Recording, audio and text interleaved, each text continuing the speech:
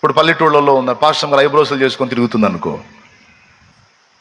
అది వాళ్ళకి అభ్యంతర కారణంగా ఉంటుంది. ఏమైందో ఇంత సోకులు చేసుకొని తిరిగిద్ది. నువ్వు విశ్వాసమైనా పాస్టర్ అయినా ఎవరైనా పాస్టర్ అయినా సమాజం అభ్యంతరపడేటువంటి విషయాలు కొన్ని ఉంటాయి. నేను చెబుతున్నాను, సిటీలో సేవ చేసిన వాళ్ళైనా సరే అవి చేయించుకోవాలి, ఆకర్షణ కనబడాలనేం లేదు రూల్. సాధ్యమైనంత వరకు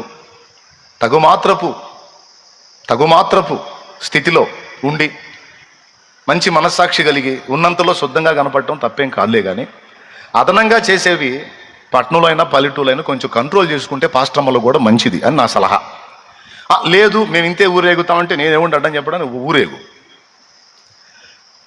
అప్పుడు సంఘం కూడా అలానే తయారైంది. ఒకసారి ఓ సేవకుడు అన్నాడు, మనం కిళ్ళి వేసుకుందామా అన్నాడు. కిళ్ళి వేసుకుందామా అన్నాడు.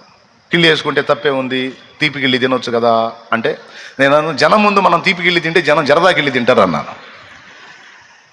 సింపుల్గా, దేవునికి స్తోత్రం. ఏంటి, జనం ముందు మనం తీపి కిళ్ళి తింటే జనం పాస్టర్ గారే నవ్వుతున్నాడా అని చెప్పి జనం జరదా కిళ్ళి తింటారు.